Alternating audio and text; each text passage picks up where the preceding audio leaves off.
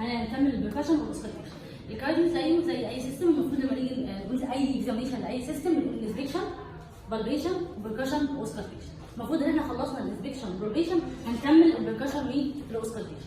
طيب انا هبدا بالاوسكالتيشن ليه؟ لان هو فعلا كارديو يساوي اوسكالتيشن، فاهم حاجه في الكارديو هو الاوسكالتيشن، فهنبدا بيه. تمام. طب البركشن المفروض في الكارديو اصلا اوبسوليت محدش بيعمله، بس احنا هنقوله في الاخر بسرعه كده. تمام؟ طيب اول حاجه قبل ما نبدا اصلا نتكلم على الاوسكالتيشن، هنتكلم على مقدمه بسيطه شويه فيسيولوجي، على شويه اناتومي، عشان الدنيا تبقى واضحه بالنسبه لنا قبل ما نقول اي حاجه في الاوسكالتيشن. طيب ايه بقى المقدمه اللي عايزين نقولها؟ اول حاجه نتكلم على الكاردياك سايكل. المفروض ان الدم بيجي من الجسم كله وبيدخل القلب عن طريق السوبير فينا كده والانفير فينا كده. تمام؟ بيدخل فين هنا؟ في الرايت اتريوم. تمام؟ يتجمع في الرايت اتريوم، بعدين ينزل بيه الرايت فينتركل، وبعدين الرايت فينتركل يطلع عن طريق البلمونري ارتري يروح لللنج. تمام؟ ومن اللنج المفروض بيرجع عن طريق البلمونري فينز، الاربعه بلمونري فينز، يرجع في الليفت اتريوم. تمام؟ ومن الليفت اتريوم ينزل في الليفت ايه؟ الليفت فينتركل. تمام؟ ومن الليفت فينتركل يطلع على الاورطه يروح الجسم كله. دي ببساطه خالص الكاردياك سايكل. تمام؟ طيب هو المفروض اقول حاجه ثانيه؟ قبل ما نتكلم عن الكاردياك سايكل بطريقه ثانيه منظمه اكتر. تمام؟ هنقول بس حاجه مهمه، ان الفالف اللي عندي ده اسمه ايه؟ الفالف اللي بيفصل ما بين الرايت اتريوم والرايت فينتركل اسمه ترايكاسبال فالف. الفالف اللي بيفصل الناحيه الليفت اسمه مايترال فالف. تمام؟ طيب ايه كمان؟ المفروض ان انا هنا عندي برضه فالف في البلمونري اسمه بالمونري، وفالف في الاورطه اسمه ايه؟ اورتيك فالف. تمام؟ تمام. ده بالنسبه للفالفز اللي عندي. اي فالف المفروض الاناتومي بتاع الفالف عباره عن رينج، تمام؟ وكازب. الرينج ثابته في مكانها، اللي بيتحرك هو الكازب. تمام؟ طيب اللي عايزه حاجه اللي هم عايزين نقولها، ان الكازب لما بيجي يتحرك قفلته بتعمل صوت. يبقى قفله اي صمام طبيعي هو اللي بيعمل صوت. تمام؟ لكن فتحه الصمام بيفتح من سكات، ما بيعملش اي صوت خالص. خلاص كده؟ تمام. ده بالنسبه لي الايه؟ الاناتومي بتاع الصمام بتاعنا. طيب المفروض بعد كده هنتكلم على ايه؟ هنتكلم على الكاردياك سايكل بس بطريقه منظمه اكتر. يعني اي كاردياك سايكل بتتقسم سيستول ودايستول. تمام؟ طيب السيستول ده بيبدا بايه؟ بيبدا بقفله الصمامين دول اللي هم مين؟ الترايكاسبيد والمايترال. تمام؟ يبقى اول حاجه بتبدا السيستول بيبدا بايه؟ بقفله الصمام اللي اسمه ترايكاسبيد والمايترال، الاثنين يقفلوا مع بعض. لما الاثنين يقفلوا بيعملوا صوت، يسموا الصوت ده اس 1. يبقى السيستول بتبدا بايه؟ باس 1 اللي هي قفله ايه؟ مايترال وترايكاسبيد. تمام؟ تمام. بعد كده بيحصل ايه؟ كده كل الصمامات اللي في القلب مقفوله. هيحصل ان الفنتركل يعمل كونتراكشن والصمامات مقفوله، اسمه ايزومتريك كونتراكشن. تمام؟ مش مهم الاسماء خالص. ماشي؟ بس عارفين الفنتركل بيعمل كونتراكشن والصمامات مقفوله. طيب وبعدين بعد كده بيحصل مرحله اسمها ايجيكشن فيز. ايه الايجيكشن فيز دي؟ تهمني جدا، لان فيها المفروض ان انا عندي الدم متجمع هنا. ايه اللي هيحصل في مرحله الايجيكشن فيز دي؟ ان الاورطه والبلمونه هيبداوا يفتحوا، وكل الدم اللي في الفنتركل يبدا يطلع فيه. تمام؟ يبقى كده عارف ان السيستول بيبدا بصوت اسمه قفله الترايكاسبيد والمايترال بالظبط، اللي هو بيعمل صوت اسمه ايه؟ اس 1. تمام؟ تمام. ده بدايه السيستول. وان وسط السيستول بيبقى عندي حاجه اسمها ايجيكشن فيز، فيها فتحه مين؟ الاورطه والبلمونري. طب صوت فتحه الصمام بيعمل صوت؟ لا، يبقى انا ماليش دعوه بده خالص، يبقى ده مش هيعمل صوت وهقول عليه اي صوت. خلاص؟ طيب ايه اللي هيحصل؟ الاورطه والبلمونري يفتحوا، والدم اللي في الفنتركل تطلع في الاورطه والبلمونري. تمام؟ طيب وبعدين كل الدم طلع خلاص، اللي في الرايت طلع في البلمونري، اللي في الليفت طلع في الاورطه. تمام؟ وبعد كده المفروض الصمامات دي هتقفل. تمام؟ الصمامات دي اللي هي مين؟ البلمونري والاورطه بالظبط. لما يقفلوا يعملوا صوت ولا ما يعملوش؟ يعملوا صوت بالظبط، لان صوت قفله الصمام الطبيعي بتعمل صوت. الصوت ده اسمه ايه؟ اس 2، وده بدايه الدايستول. تمام؟ طيب ايه اللي هيحصل بعد كده؟ خلاص الدم كله دخل هنا، الصمامات دي قفلت، لما قفلت عملت صوت اسمه اس 2. تمام؟ وده بدا حاجه اسمها بدايه الدايستول. تمام جدا. طيب ايه اللي هيحصل بعد كده؟ اللي هيحصل بعد كده حاجه اسمها ايزومتريك ريلاكسيشن فيز. بعد ما دول قفلوا يعني الفنتركل هيعمل ريلاكسيشن وكل الفالف اللي في القلب مقفول. تمام؟ اعمل ريلاكسيشن، ما يهمنيش. طيب بعد كده هيحصل ايه بقى؟ يهمني ان يحصل حاجه اسمها فنتريكولار فيلم. يعني ايه الفنتريكولار فيلم ده؟ يعني الفنتركل يتملي. عشان يتملي مين اللي هيفتح؟ مايترال وترايكاسبيد. صح بس هو بتعمل صوت؟ لا، بس انا يهمني تبقى عارف ان فتحه المايترال والترايكاسبيد موجودين فين؟ في الدايستول. تمام؟ يبقى هيفتح المايترال والترايكاسبيد في الدايستول. تمام؟ تمام. وبعدين كل الدم اللي في الاتريوم اللي اتجمع في الاتريوم هينزل في الفنتركل. تمام كده؟ طيب وبعد كده خلاص الدم نزل كله خلاص في كل الفنتركل. حاجه مهمه عايز اقول عليها قبل ما اقول لك ان الدم كله نزل. الدم اللي في الليفت اتريوم لما يجي ينزل 70% بينزلوا بس. يعني ايه بس؟ يعني من غير صوت خالص. تمام؟ من سكات، ما بيعملوش اي صوت. طب وايه اللي يخلي 70% دول ينزلوا من غير صوت؟ حاجتين. اول حاجه ان انا عندي الدم ده اللي موجود في الاتريوم بيروح للفنتركل، الفنتركل متعود عليه، يعني كميه الدم طبيعيه مش مزاج زادتش ولا حاجه حصلت تتغير، فكميه نورمال الفنتج بتاع عليها وضع. تاني حاجه ان ال 70% لما يجوا ينزلوا الفنتج ما بيبقاش واقف كده، امال ايه؟ الفنتج اللي عنده خاصيه اسمها كومبلاينس، فبيستقبل الدم. تمام؟ دي الحاجه الثانيه. خلاص؟ لو حاجه من الخاصيتين دول اتغيروا هينتج عنها مشكله هنتكلم عليها قدام. لحد كده تمام؟ يبقى احنا قلنا لحد ايه؟ مايترال ترايكاز بتفتح 70% بينزلوا بس من غير اي مجهود ولا اي حاجه، فاضل 30% بينزلوا بشويه اتريال كونتراكشن. اتريال كونتراكشن بسيط خالص، ينزلوا 30%. خلاص كل الدم اللي فوق ده نزل في الفنتريكل، كل الدم اللي في الاتريال نزل في الفنتريكل. ايه اللي هيحصل دلوقتي؟ الصمامات دي هتقفل اللي هي المايترال اللي هي المايترال والترايكاز. طب لما الصمامات دي تقفل بالظبط هنعيد السايكل تاني. خلاص خلصنا كده اس 1 هتبدا عندي ايه؟ بدايه الايه؟ السيستول. تمام؟ اعيدها تاني؟ تمام. يبقى احنا كده قلنا ايه؟ قلنا الكاردياك سايكل عباره عن سيستول ودايستول. السيستول بتبدا بصوت اسمه اس 1، صوت قفله مين؟ صوت قفله الترايكاز والمايترال. تمام. قلنا ان في السيستول بيبقى في عندي فتحه مين؟ الاورطه والبلموني، ولكن ما بيعملوش ايه؟ صوت. تمام جدا. وقلنا ان انا عندي بدايه الدايستول صوت اسمه السيستول، صوت قفله مين؟ الاورطه والبلموني. تمام جدا. وقلنا ان في الدايستول مين اللي بيفتح؟ المايترال والترايكاز من غير صوت. تمام؟ ده بالنسبه للكاردياك سايكل. اقول في حاجه ثانيه؟ تمام. ده بالنسبه للكاردياك سايكل. طيب احنا هنتكلم على الديزيز ايه؟ الديزيز اللي معانا اورتيك ستينوزس، اورتيك ريجيرج، مايترال ستينوزس، مايترال ريجيرج، وحاجه اسمها بي اس دي وفالف. ودي معظم الحالات اللي موجوده معانا في الاطفال. تمام؟ الحالات بتاعت الاطفال غالبا مش هتخرج عنها. الاورتيك ستينوزس والاورتيك ريجيرج زيهم بالظبط بالمونري ستينوزس والمونري ريجيرج زيهم بالظبط، بس احنا ما عندناش حالات كده اصلا. خلاص؟ طيب مايترال نفس الكلام، مايترال ستينوزس، مايترال ريجيرج نفس زيهم بالظبط ترايكاز، ما عندناش حالات ترايكاز. خلاص؟ طيب البي اس دي والفالف هنتكلم عليهم بالتفصيل كمان شويه. اورتيك ستينوز يعني ايه؟ يعني الصمام ضيق. تمام؟ انا بس عايزك تفهم فكره الامراض، احنا هنتكلم على الحاجات دي كلها بالتفصيل. صمام ضيق يعني ايه؟ صمام ضيق يعني الاورطه ضيق، فكميه الدم اللي طالعه هنا قليله. في حاجه مهمه قوي لازم تعرفها عن الصمام بتاع الاورطه، ان هو بيقفل الصمام بتاع الاورطه وزي الصمام بتاع البلمونه، الاثنين زي بعض على طول. ماشي؟ فكل الكلام اللي هقوله هنا زي ما كنت بالظبط بقوله على البلمونه. طيب عايزه تعرف على ايه؟ ان الصمام ده بيقفل بحاجه اسمها البيرجر جريدينت، يعني فرق الضغط. يعني ايه؟ يعني المفروض ان الدم لما يجي يطلع من الليفت فنتريكل، نفترض ان احنا بنتكلم على الاورطه، لما يجي يطلع من الليفت فنتريكل يطلع ليه الاورطه، كميه الدم اللي بتطلع بتزود الضغط هنا قوي، فتقوم قافله الايه؟ الفنتريكل. تمام؟ تقوم قافله سويد وقافله الفالف وقافله الفالف. خلاص؟ ده بالنسبه لي ان هو بيقفل بالبيرجر جريدينت، فرق الضغط. تمام. طيب انا بتكلم على مرض زي الاورتيك ستينوزس. الاورتيك ستينوزس ده يبقى انا معايا كميه الدم اللي هتطلع من الفنتريكل الصمام ضيق، فكميه الدم اللي هتطلع من هنا للاورطه هتبقى ايه؟ قليله بالظبط. ده بس الكلمه اللي انا عايزه اوصلها. تمام؟ طيب الاورتيك ريجيرج، اورتيك ريجيرج، اي ريجيرج، اورتيك ريجيرج، مايترال ريجيرج، بالمونري ريجيرج، ترايكاز ريجيرج، اي ريجيرج انا بتكلم عليه بعد الصمام مش عارف ايه.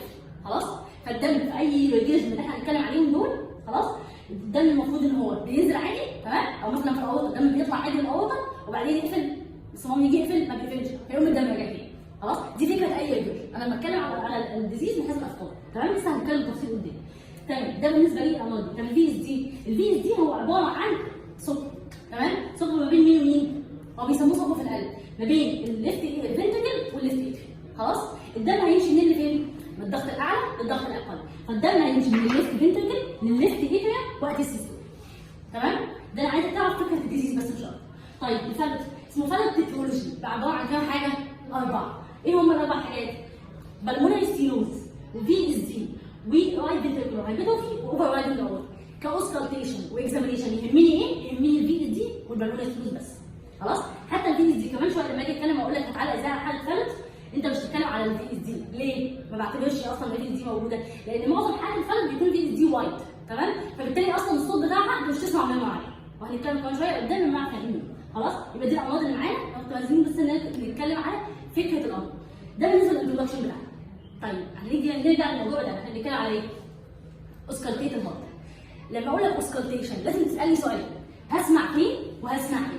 تمام؟ طيب اول سؤال هسمع فين؟ هسمع فين؟ المفروض ده عشان اقول لك تسمع فين لازم تبقى عارف الاماكن بتاعت الصمامات. تمام؟ الصمامات بتاعتنا بالمونري اورتيك ومايترال وترايكاز مترتبين سكند ثيرد فورث فيفث في الليفت انتركوستال سبيس قريبه من الاسترن. طب هو الصمامات مترتبه كده فعلا؟ هي الصمامات مترتبه كده فعلا كاناتومي، لكن الصمامات مش على نفس البلين. ليه؟ لان القلب مش بالشكل ده، القلب مش مفروض بالشكل ده، القلب نايم كده. تمام؟ فالناحيه رايت سايد هي اللي موجوده قدام، الليفت سايد موجوده ورا بالظبط. فلما اقول لك ان انا عندي ان الصمام البلمونري والترايكاز دول موجودين في اي ناحيه؟ في الرايت ولا في الليفت؟ البلمونري والترايكاسبيد موجودين في الرايت، موجودين في الرايت سايد، البلمونري والترايكاسبيد في الرايت سايد، وبالتالي لما اقول لك انت هتيجي تسمعهم سهل اسمعهم ولا صعب؟ موجودين قدامي، سهل ان انا اسمعهم بالظبط، فانا هسمعهم في نفس مكان الاناتومي، يبقى انا هسمع البلمونري عند السكند فعلا، هسمع الترايكاسبيد عند الايه؟ عند الفيس. تمام كده؟ يبقى البلمونري والترايكاسبيد بسمعهم في نفس مكان الاناتومي. لما اقول لك اسمع بلمونري اسمعها فين؟ في السكند ليفت، خلاص؟ الترايكاسبيد نفس الكلام، خلاص؟ يبقى تاني الاناتومي بتاعي هو نفسه هو نفسه بالظبط، بس الفكره كلها ان انا ما بسمعش في نفس مكان الاناتومي ليه؟ عشان قلنا ان في انتيرو، تمام؟ الرايت سايد انتيرو والليفت سايد بوستيرو، وبالتالي انا لما اجي اسمع الرايت سايد بسهوله، لكن الليفت هتبقى صعبه عليا، فبالتالي قلنا الاناتومي بتاع الرايت سايد انا بسمعه فعلا في المكان بتاع الاناتومي بتاعه، خلاص؟ طيب امال الليفت سايد اللي هم مين؟ الاورطه ومين؟ والمايتر، هسمعه في نفس مكان الاناتومي؟ لا، ليه؟ عشان هم موجودين بوستيرو، فصعب ان انا اسمعه، امال هسمعه فين؟ هسمعه على حسب الدايركشن بتاع البلاد فلو، يعني المايتر هسمعه عند الايبكس، خلاص؟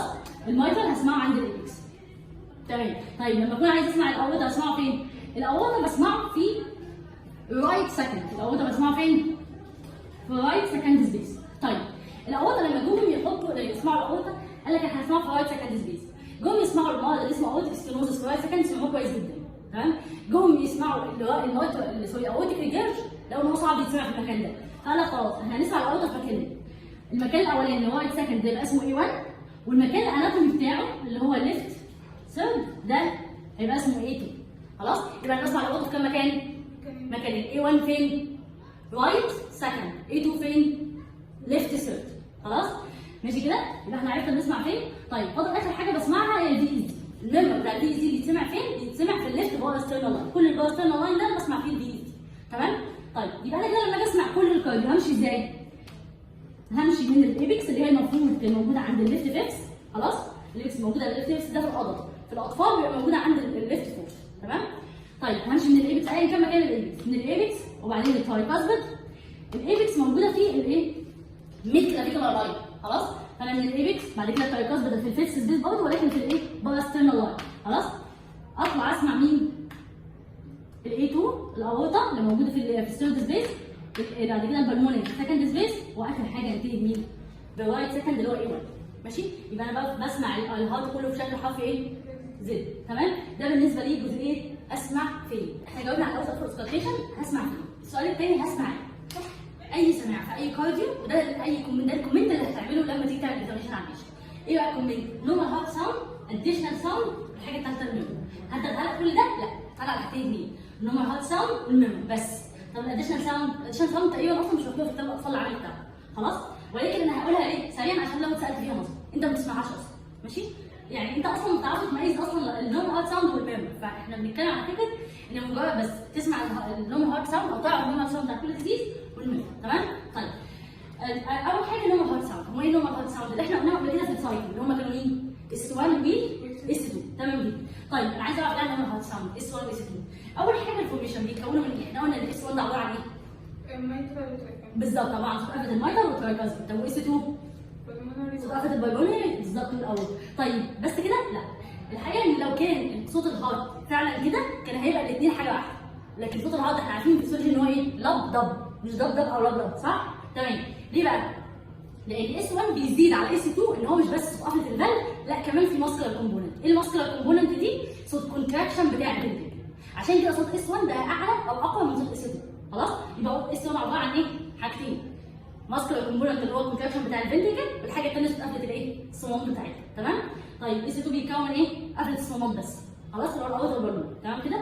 طيب الحاجه الثانيه التايمنج، في حاجه مهمه جدا، لو جيت حضرتك سماعه على قلبك الصوت اللي هتسمعه ده اس 1 ولا اس 2؟ هتقول لي اول حاجه اس 1 وبعد كده اس 2؟ لا، انت ايه اللي عرفك انت حطيت السماعه امتى من الكاردياك سايكل اللي احنا قلنا عليها كلها؟ انت مش عارف. امال هعمل ايه عشان اعرف ده اس 1 ولا اس 2؟ هتحط السماعه ايدك الثانيه على طول على الكوادر بتعمل تايم على طول، دي خطوه لازم تعملها، تمام؟ طب ايه الفكره؟ ان اس 1 السماعه محطوطه على الايبكس مثلا وايدك محطوطه على الكوادر، اس 1 مع طلعه الكوادر، الصوت اللي بتسمعه مع طلعه الكوادر او مع بلسيشن الكوادر ده اس 1. طيب الصوت اللي مش مع البلسيشن بتاع الكوادر ده كده اس 2، خلاص؟ يبقى الكارديو الاسكالتيشن يعني تايمينج لازم عشان اعرف اميز انا بسمع ايه، خلاص؟ التايمينج ده اهم حاجه. طيب ده التايمينج بتاع اس 1 واس 2. الحاجه الثالثه الساين، اسمع ده فين واسمع ده فين. اس 1 بيتسمع فين؟ احنا قلنا صوت قفله مين؟ مايترال ترايكاسبيد يبقى اسمعوا فين؟ على الميترال وترايكاسبيد. سهله؟ تمام. طب اس 2 قفلت مين؟ اورطه بالظبط، اورطه بالمونري، فاسمعوا فين؟ على اورتيك اريا والبالمونري اريا. طب هل ده معناه ان فعلا اس 1 ما بتسمعش غير لو هتسمع على الميترال او على الايبكس يعني على الترايكاسبيد؟ لا. اس 1 صوت قوي بيسمع في كل القلب. امال ايه الفكره؟ الفكره ان انت بتعلق على كل واحد في مكانه. يعني الدكتور علام كان بيقول جمله مشهوره قوي اللي هو كل واحد صوته عالي في بيته. فلما تيجي تعلق على اس 1 ما تعلقش عليه غير وانت واقف على مكانه. يا مايكل ده ترايكاسبيد. طب اس 2 انت واقف في مكانه او وضع بالمونري. بغض النظر انت سامع الاصوات دي اماكن ثانيه ولا لا. خلاص؟ يبقى دي حاجه مهمه اللي هو السايد بتاعه هعلق عليه فين. هتسمع مايكل علق على اس 1. لا ده انا هسمع بالمونري او اوضه علق على اس 2. دي مهمه جدا. طيب بعد كده ايه اللي بيزود دي؟ ايه اللي بيزود الاصوات؟ ايه اللي بيقللها؟ حسب الايه بقى؟ الديزيز بتاعتها. ناخدهم واحده واحده. اول حاجه اورتيك ستينوز. احنا قلنا الاورتيك ستينوز الفالف بيقفل ازاي؟ بالبريشر جدا. واحده واحده. اول حاجه في الاورتيك ستينوز انا اصلا احنا دلوقتي بنتكلم على الاورتيك على اس 1 ولا اس 2؟ اس 2 بالظبط كده، دي اهم حاجه. طب علقنا على اس 2. اس 2 بقى بيعلى ولا بيبقى ويك؟ دي حاجه مهمه. اورتيك ستينوز يعني الصمام ماله؟ ضيق صح؟ طيب لما الصمام ضيق كميه الدم اللي هتطلع من الفنتركل للاورتيك هتبقى كتير ولا قليله؟ هتبقى قليله. معنى كده ان كميه الدم القليله دي هتعلي الضغط حبه كتير وتعلي حبه قليلين. بالظبط الضغط هيعلى شويه قليلين وبالتالي الفنتركل الفالف لما يجي يقفل بالظبط يبقى الصوت بتاع الصمام قفل الصمام هتبقى صوت ويك. بالظبط يبقى معنى كده ان في الاورتيك ستينوز هنعلق على اس 2 اس 2 بيبقى علق على اس 2 اس 2 بيبقى ويك بالظبط. تمام؟ يبقى معايا ويك اس 2. تمام. طيب الاورتيك ريجيرج اي ريجيرج اورتيك ريجيرج مايترال ريجيرج بالمونري ريجيرج اي حاجه بقولها ريجيرج يعني ريجيرج الصمام مش عارف يقفل. هل ده معناه ان الصمام هيعمل صوت كويس؟ هيعمل صوت طبيعي اصلا؟ لا. يبقى اي ريجيرج معاه ايه؟ معاه ويك الصوت اللي تبعه. هنا لما اتكلم على اورتيك ريجيرج يبقى ويك ايه؟ ويك اس 2. خلاص؟ يبقى طالما بتكلم على الاوضه يبقى على اس 2 ولا اس 1؟ اس 2. وقلت اي ريجيرج معاه الصوت بتاعه واطي. خلاص؟ تمام او الصوت بتاعه ويك. فبالتالي يبقى انا نفس الكلام في الاورتيك ريجيرج عندي ايه؟ ويك اس 2. طيب بعد كده اي كلام هو على الاوضه هو نفسه بالظبط على البالونه. مفيش اي تغير فيه. طيب المايترال ستينوزس. المايترال ستينوزس نفس الكلام الصمام ضيق. طيب لما الصمام ده يكون ضيق انا بتكلم على الصمام ده ضيق. خلاص؟ كميه الدم اللي هتنزل من ايدها من الفنتركل كتير ولا قليله؟ قليله بالظبط. طيب لما كميه الدم تبقى قليله لما يجي الصمام يقفل بيقفل من لو بوزيشن. تمام؟ بيقفل من تحت قوي. بلس كمان ان انا عندي الفنتركل ما فيهوش دم كتير يعني الاوضه فاضيه. يبقى كده الصوت بتاعي هيبقى عالي ولا واطي؟ هيبقى عالي بالظبط هيبقى اكسنتويتد. طب انا هنا في المايك على اس 1 ولا اس 2؟ اس 1 بالظبط. يبقى انا عندي اس ايه؟ اس 1 هيبقى اكسنتويتد او عالي. صح كده؟ تمام. المايترال ريجيرج اي ريجيرج معاه ويك يبقى انا عندي ويك مين؟ اس 1. تمام جدا. الفي اس دي الفي اس دي هي الفي اس دي دلوقتي على اس 1 ولا اس 2؟ تعالى عليها على حسب انت بتسمع عنها. انا قلت الفي اس دي ده صوت الميرمر. صوت الميرمر انا بتكلم عن اسكالتيشن فهو عباره عن صوت الميرمر الدم اللي بيندفع من هنا لهنا. خلاص؟ فانا معلق على الميرمر كمان شويه هتكلم عليه. لكن انا في الفي اس دي الاس 1 و 2 هعلق عليهم امتى؟ لما اجي اسمع الايه؟ المايتر او لما اجي اسمع البالونه. خلاص؟ يبقى في الفي اس دي انت بتعلق على اس 1 واس 2 على حسب المكان اللي انت واقف عليه. خلاص؟ طيب يبقى معنى كده ان اس 1 واس 2 تعالى نشوف هنعرف هنحصل فيهم ايه في الفي اس دي. عيان الفي اس دي ده اول حاجه لو انا واقف على المايتر هسمع الاس 1. في حاجه هتعمل الاس 1؟ في حاجه تاثر على الايبكس او المايتر؟ لا مفيش حاجه تاثر عليها. فبالتالي الاس 1 هيبقى نورمال. خلاص؟ طب امال اس 2؟ اس 2 الفكره في الفي اس دي الفي اس دي ان انا عندي هنا ثقب او عندي ثقب ما بين مين؟ الليفت فنتريكل والرايت. الدم من هنا وقت السيستول بيروح لهنا. خلاص؟ لما الدم اللي في الليفت فنتريكل يروح للرايت فنتريكل ويبقى الدم يرد عليه. الرايت فنتريكل يودي الدم لمين؟ للبلمونري. فانا هدخل في البلمونري هايبرتنشن. خلاص؟ تمام. بالمونري هايبرتنشن وزي السيستميك هايبرتنشن يعني ان الضغط هنا عالي قوي.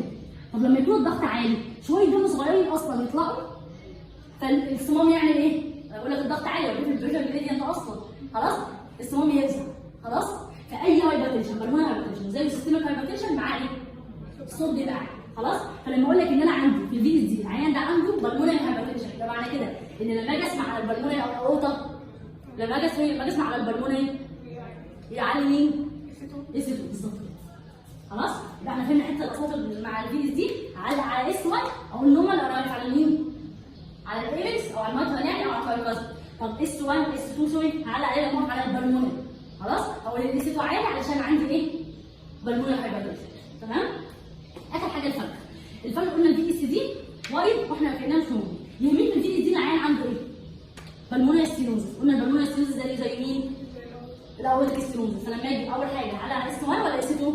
اس 2 هعملها ويك اس 2. خلاص؟ يبقى احنا عرفنا ان هو هارد ساوند، وعرفنا المشكله اللي بتحصل لو انا عندي الديزيز اللي معانا. تمام كده؟ اداه تاني. طيب ده بالنسبه للنوم هارد ساوند. انت قلت لي احنا بنسمع اول حاجه الهارت، نوم هارد ساوند دي اهم حاجه، والنوم تاني اهم حاجه. طيب في حاجه ثانيه اسمها اديشنال ساوند، ما تهمنيش قوي، هقولها بسرعه عليها ماشي؟ التفاصيل بتاعتها مش مهمه قوي. خلاص؟ انت مش بتقولها في الكومنت بتاعك على الاكزامينشن، دي مجرد اسئله للنظري لو انت سالت في اللجنه على النظري بس مش اكتر. طيب ايه الاديشنال ساوند دي؟ اول كلامي خالص لما قلت ان انا عندي 70% من الدم بينزلوا بين الليفت ايتريم للليفت فينتريكل، بينزلوا ازاي؟ بس صح؟ قلنا بينزلوا من غير صوت، قلنا بينزلوا من غير صوت عشان ايه؟ حاجتين اللي هم كانوا اول حاجه ان في كميه دم طبيعيه، ثاني حاجه ان عشان الفنتريكل عنده حاجه اسمها كومبلاينس بالظبط كده. طيب انا هنا لما اقول لك ان العيان كميه الدم اللي جايه اصلا من الفنتريكل زادت، خلاص؟ او الفنتريكل ده حصل له مشكله، حصل له فيلير او حصل له اي مشكله، خلاص؟ ايه اللي هيحصل؟ الحبه الدم دول كتير، او الفنتريكل بايظ ده هيستقبل الدم وهو واقف كده، خلاص؟ فبالتالي الدم هينزل ايه؟ يرزع في الفنتريكل، فيعملوا له تصميم اس 3. خلاص؟ طيب اس 3 ده عايز اتكلم فيه على ايه بقى؟ الاطفال ساعات بيسمع اس 3 نورمال عندهم، اشمعنى؟ الاطفال بيبقى عندهم حاجه اسمها فلوبي فنتريكل. يعني ايه فلوبي فنتريكل؟ الفنتريكل بتاعهم كده عامل زي وقت الكرتون، ما بيبقاش واخد خاصيه الكومبلاينس لسه، خلاص؟ هيبقى عامل كده، فالدم اللي هينزل يرزع وهيسمع اس 3. طب وبعدين ده حاجه طبيعيه في الاطفال، ليه؟ لان مع الوقت الفنتريكل بتاع الاطفال هيكتسب خاصيه الكومبلاينس، خلاص؟ فبس دي الحته اللي عايزه اقول عليها في اس 3. طب امال اس 4 دي ايه؟ اس 4 احنا قلنا ان في 30% بينزلوا بايه؟ بايه كونتراكشن. لما الايتيم يعمل كونتراكشن جامد قوي، شويه الدم هينزلوا الفنتريكل يعملوا صوت اسمه ايه؟ اس 4. خلاص؟ طيب هو الايتيم هيصحى مثلا الصبح كده يقول انا هعمل كونتراكشن النهارده جامد قوي؟ لا، امال ايه الفكره اللي تخلي الايتيم ده بدل ما يعمل كونتراكشن بسيط يعمل كونتراكشن جامد قوي؟ ان هو بيعمل كونتراكشن اجينست هاي بريشر، يعني يكون عندي اورتيك ستينوزس او بالمونري ستينوزس، يكون عندي سيستميك هايبرتنشن او بالمونري هايبرتنشن. خلاص؟ ده بالنسبه للاس 3. طب امال ايه ايجكشن كريك اوبننج سبان؟ عندي حاجه اسمها ايجكشن كريك. يعني ايه ايجكشن كريك؟ احنا قلنا الصمام الطبيعي بيعمل صوت لما يجي يفتح؟ لا. لكن هنا لو انا عندي اورتيك ستينوزس او زي بالمونري ستينوزس، الصمام بيبقى ريجيد، الستينوزس ماشي، فلما يجي يفتح بيعمل صوت طاقه كده. الطاقه دي بيسموها ايه؟ ايجكشن كريك. خلاص؟ يبقى صوت فتحه ايه؟ اورتا او بالمونري، لما يكون عندي اورتيك ستينوزس او بالمونري ستينوزس. اخر حاجه الاوبننج سبان، هي نفس الفكره بالظبط مع المايترال. برضه المايترال لما يكون عندي مايترال ستينوزس، الصمام ضيق والستينوز وناشف وريجيد، لما يجي يفتح بيعمل صوت بيسموه ايه؟ اوبننج سبان. تمام؟ الكلام ده عشان لو سالت فيه بس نظري، لكن انت مش هتسمع الكلام ده. لما تيجي تعلق على الحاله او لما تيجي تقول كومنت، انت بتقول الهارد ساوند وبتقول ايه؟ الميمو. اخر حاجه هنتكلم عليها واهم حاجه هي الميمو. ايه الميمو؟ يعني ايه ميمو اصلا؟ كلمه ميمو معناها تيربلنس للبلاد فلو. يعني ايه تيربلنس للبلاد فلو؟ يعني الدم بتاعي عمل دوشه او عمل لغط، هي اصلا كلمه معناها لغط، فانا هسمع الصوت ده. طيب ليه بقى؟ يا اما الدم عدى من ضيقه، او عدى الابلومن بسوي، او عدى عكس الاتجاه، خلاص؟ لخبطه الدم دي عملت صوت يسموه ايه؟ ميمو. طيب الميمو دي المفروض ان انا هعلق عليها ازاي؟ هعلق عليها اي ميمو هتلاقيها عندك في الحاله بتاعتك، كل الحالات بتاعتنا عندهم ميمو، لان انا ادي صمام ضيق، لا ده الدم هنا عدى من حاجه ابنورمال بسوي وهكذا، خلاص؟ فكل دول عندهم ميمو. الميمو بتاعتي لما اجي اعلق عليها لازم اعلق عليها في كام نقطه؟ في 6 نقط. اخر نقطه الجريد مش مهم قوي، لكن اهم حاجه 5 نقط ما ينفعش تنسى منهم. اول كلمه تايم، احنا قلنا اوسكالتيشن يبقى تايم، يبقى لازم تقول الميمو اللي سامعها حاجه سيستول ولا دايستول. انت حطيت السماعه، سمعت الميمو هتسمع وخلاص الحمد لله. بعد كده نعمل ايه؟ نشوف اللي عنده ميمو على الفالف ده ولا ما عندوش. لو عنده ميمو، تاني خطوه المفروض ان انا بعملها ايه؟ تايمنج. ايزي على كده نشوف تايمنج، خلاص؟ انا بعمل تايمنج بعد ما هتساوند، بعمل تايمنج عشان اشوف الميمو كده. يبقى اهم كلمه تايمنج. عايزه اعرف الميمو دي سيستول ولا دايستول. طيب هي الميمو بتاعتنا احنا عندنا كام ميمو سيستول وكام ميمو دايستول؟ عندنا 3 ميمو سيستول وعندنا 2 ميمو بس دايستول. الثلاثه سيستول اورتيك ستينوزس الميمو بتاعته في السيستول، والمايترال ريجيرج والبي اس دي، خلاص؟ يبقى الثلاثه ميمو اللي عندنا في السيستول مين؟ اورتيك ستينوزس، مايترال ريجيرج والبي اس دي. وقلنا اورتيك ستينوزس زي مين؟ بالمونري ستينوزس بتاع مين؟ بتاع الفلت، خلاص؟ فعيان الفلت هيكون عنده برضه لو حصل ميمو هتبقى موجوده فين؟ بالظبط انا كده عشان بالمونري ستينوزس موجوده في السيستول، خلاص؟ يبقى دول 3 ميموري ستول. طيب في 2 ميموري دايستول اللي هم مين؟ اللي فاضلين اوريدي ريجيرش ومايتوستول، دول 2 ميموري منهم دايستول. خلاص دي الميموري اللي عندنا بالنسبه للقاعده. طب الكاركتر انت بتحددها على حسب حددت الميموري ازاي. خلاص يعني الكاركتر دي بتقدر تميزها قوي بالسماء. خلاص بس في ميموري فعلا بتبقى الكاركتر بتاعتهم واضحه. هنتكلم عن الكاركترز الاول. اول حاجه الاوتيك ستيروز الكاركتر بتاعته بتبقى هارش ميموري، وده بيبقى اعلى صوت وانتوا بتسمعوا كويس جدا. خلاص الصوت بتاعه لما جم وصفوا الكاركتر بتاعته قال لك الصوت بتاعه زي هارش، فيبقى الاوتيك ستيروزس هارش. في حاجتين للتسهيل بيقولوا شبه بعض، الاوتيك ريجير والمايترال ريجير الاثنين سوفت ميموري. خلاص الصوت بتاعهم ما بيبقاش واضح قوي، يبقى الاوتيك ريجير والمايترال ريجير ككاركتر سوفت، الاوتيك ستيروزس هارش. تمام. المايترال ستيروزس رامبلينج، صوت بيقول كده، فاحنا بنتكلم عن فكره ايه؟ الكاركتر. خلاص الاوتيك ستيروزس اسمه ايه؟ رامبلينج. الاوتيك ستيروزس والفي اس دي برضه زي بعض ان هم الاثنين هارش. خلاص وطبعا زي الاوتيك ستيروزس كل الكلام ينطبق على مين؟ بالمونستيروز. خلاص كده يبقى دي الكاركتر بتاعت كل الامراض اللي عندنا. طيب بعد كده السايت هسمع كل واحد فين. لما اقول لك عندي الميموري بتاعتي بتاعت الاوتيك ستيروزس بسمعها فين؟ بالظبط انا لما بسمعها الاوسكالتيشن ما عارفين هنسمع فين، فهسمع الاوتيك ستيروزس فين؟ مكان A1. اوتيك ريجير فين؟ A2. طب المايترال ستيروز او الريجير بسمعه فين؟ على الايبكس. خلاص يبقى الاماكن هي الاماكن اللي احنا بنخلقها. خلاص هي برضه اماكن نفس الاماكن اللي احنا بنخلقها، مفيش اي اختلاف فيها. سهله كده؟ تمام. طيب بعد كده حاجه مهمه جدا البروبابيلتي. يعني ايه بروبابيلتي؟ في ميموريز من كتر قوتها بتسمع في اماكن ثانيه، زي ايه؟ الاوتيك ستيروزس والمايترال ريجير. تمام؟ الاوتيك ستيروزس ماشي والمايترال ريجير الاثنين دول بيسمعوا في اماكن ثانيه. الاوتيك ستيروزس قلنا ميمور هارش قوي، بيسمع فين؟ بيطلع يسمع فوق لحد النك وبينزل تحت يسمع لحد الاكس. خلاص وزيه البلمونري ستيروزس برضه بيسمع فوق لحد النك بس بينزل تحت لحد الترايكاست. تمام؟ طيب امال المايترال ريجير بيسمع فين؟ المايترال ريجير على الايبكس فبيسمع لحد الاكزيلا وبيسمع لحد الاسترن. خلاص؟ ده بالنسبه للبروباجيشن بتاعنا. طيب ايه اللي بيزود الميموري؟ يعني في مانوفرز بعملها في اي ميموري عشان الصوت لو مش واضح ازوده. ايه بقى المانوفرز دي؟ اي ميموري بيتسمع على الاورتيك اريا بزوده بان انا اخلي العيان ليننج فورورد، العيان طبعا يقعد ويميل لقدام ويخرج نفسه. خلاص؟ العيان يقعد ويميل لقدام يبقى كده الاورطه بقى قريب مني شويه، يخرج نفسه عشان افضي الايه؟ الهواء واقدر ان انا اسمع كويس الاورطه. خلاص؟ ده بالنسبه لي الاورتيك اريا. طب لو اي ميموري اسمعها على المايترال اريا عشان ازود الميموري واعرف اسمعها كويس، العيان ينام ليفت لاترال بوزيشن، ينام على جنب الشمال عشان تبقى الايبكس قريبه من السماعه. كمان ممكن يعمل حاجه ان هو يعمل اكسرسايز ده بيعمل برجله بس كده هو نايم. خلاص؟ ليه؟ الاكسرسايز يزود الدم لوحده بقى فيزود الدم اللي جاي على الاتصال. تمام كده؟ يبقى دي المانوفرز اللي بعملها عشان ازود الايه؟ الميموري. خلاص؟ وعلى صوت الميموري. دول اهم 5 حاجات بعملها عليها. اول حاجه التايمنج، الحاجه الثانيه الكاركتر، السايت والبروباجيشن وايه اللي بيزود الميموري. تمام؟ طيب الجريد مش مهم قوي، بس المهم اعرف بس ببساطه خالص ان عندنا 6 جريد في الميموري. ايه 6 جريد دول؟ اول وثاني جريد، اول وثاني وثالث جريد، اول 3 جريد دول مش معاهم سويد. خلاص؟ يعني الجريد بتسمع بالسماعه لما تحط ايدك ما تحسش حاجه. اول وثاني جريد دول مش بتوعك مش تسمعهم اصلا، يعني لو ميموري فعلا جريد 1 او جريد 2 انت مش هتعرف تسمعهم خالص. بدايه سماعك من جريد 3. جريد 3 دي بيبقى ميموري سماعه بالسماعه تحط ايدك مش حاسس بيها، يبقى دي جريد 3. جريد 4 و5 و6 4 و5 زي بعض، ميموري سمعه كويس بالسماعه وصوته عالي تيجي تحط ايدك تلاقي 6. 4 و5 وعادي لو قلت 4 او 5 الاثنين زي بعض مش مشكله. خلاص؟ الحاجه الاخيره جريد 6 دي انت ممكن تسمع الميموري من غير بدل كده معاك تسمع الميموري من غير سماعه. خلاص؟ مهم قوي تعالى على الجريد مش مهم خالص، لكن اهم 5 نقط الاولانيين دول مهمين جدا. افتكرت الجريد والتاني تمام، ما افتكرتهاش مش مهم. خلاص؟ دول اهم حاجه في الميموري. احنا كده خلصنا الاوسكالتيشن بتاع الكارت. فاضل اخر حاجه بس في الميموري هي جزئيه مش مهمه قوي، الفكره تعرف ان في حاجه اسمها اورجانيك ميموري وفانكشنال ميموري. ايه الفرق؟ اورجانيك يعني في مشكله في الصمام فعلا، في مشكله في الصمام هي اللي عملت الميموري دي. طب امال الفانكشنال هي مجرد ان كميه الدم اللي جايه على الصمام كتيره، لكن الصمام نفسه هو ما فيهوش اي مشكله. خلاص؟ بالظبط زي الباب ده والباب واحد، خرج منه مثلا 10 طلاب زي خرج منه 100 بس 100 كتير على الباب، هو نفس الباب ما حصلوش حاجه. ده بالنسبه للفانكشنال. طب ايه الفرق بين الاورجانيك والفانكشنال؟ الاورجانيك الصمام بايظ لكن الفانكشنال الصمام سليم. طيب الفرق ايه كمان؟ ان اي فانكشنال ميموري مش معاها سيل واي فانكشنال ميموري بتبقى سوفت. تمام؟ فدي اهم فروق بس ما بين الفانكشنال ميموري والايه؟ وتبقى لوكالايز مش معاها بروباجيشن، ما بين الفانكشنال ميموري والاورجانيك. خلاص؟ يبقى الفانكشنال ميموري الصمام سليم ما عملوش اي حاجه، كل الحكايه كميه الدم اللي جايه كتير. فانكشنال ميموري الصمام سليم بتبقى سوفت، صوت الميموري سوفت تمام ضعيف، بيبقى ما فيهاش سيل ويبقى الميموري لوكالايز ما عندوش بروباجيشن. خلاص؟ دي جزئيه بس عشان لو اتسالت فيها نقطه.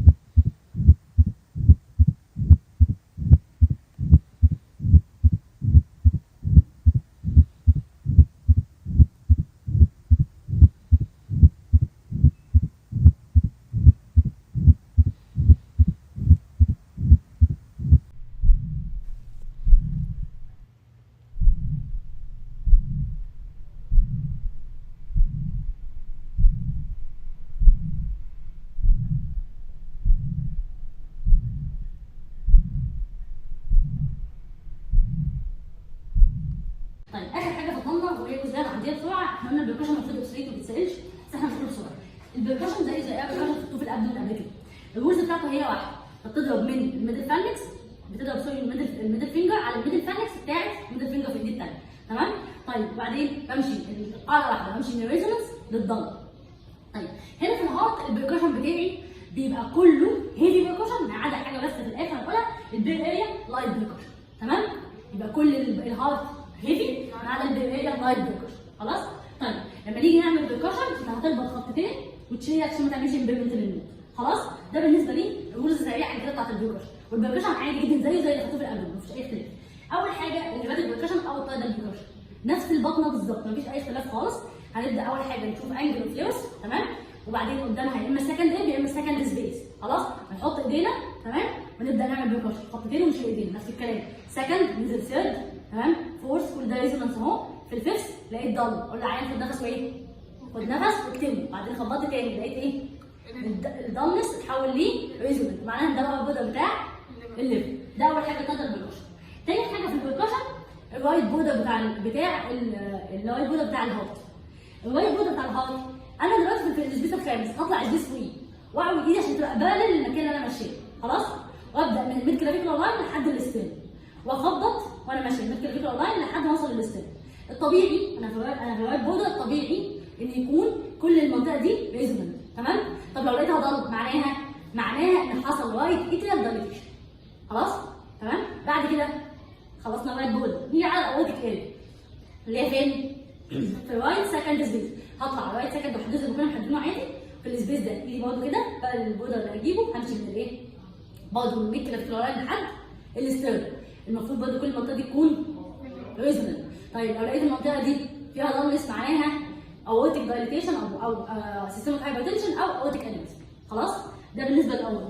طيب بعد كده نروح الناحيه الثانيه ليفت، برضه بمشي من بره محدش يجي من هنا، من بره لجوه. القاعده في البركشن ان ريزونانت بالضم، فانت من الميد كلافيكولار لاين وتيجي كده، تمام؟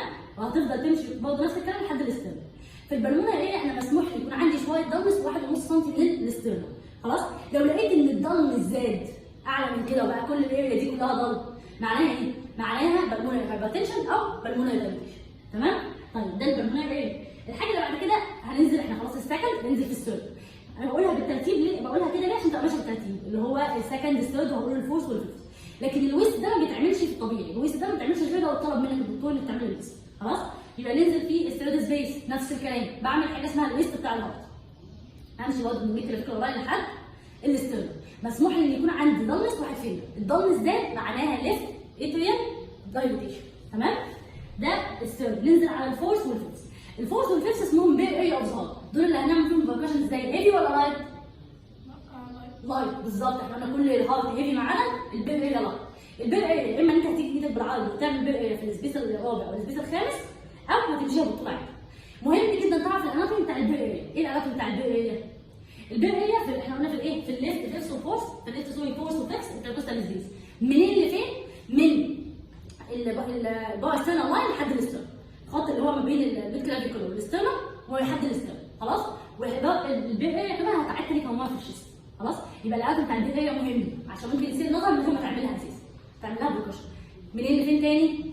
في الليفت فيفث سبيس، ليفت فورث وفيفث سبيس، خلاص؟ فانهي لاينز بقى ما بين ايه وايه؟ باسترنال لاين للاسترنال. سهله؟ ده بالنسبه للبير اريا. اخر حاجه الايبكس. هتحدد الايبكس، تمام؟ زي ما انت بتحدد الانسبكشن عادي، وبعدين البركشن بتاع الايبكس بيبقى حاجه اسمها بركشن اوتسايد ذا ايبكس. انت هتيجي تحدد الايبكس وتيجي من بره الايبكس خالص وتعمل بركشن وانت داخل على الايبكس، خلاص؟ الطبيعي ان النو ضلمس اوتسايد ذا ايبكس، لو لقيت ضلمس معناها بركارديال افيوجن، تمام؟ ده بالنسبه للبركشن.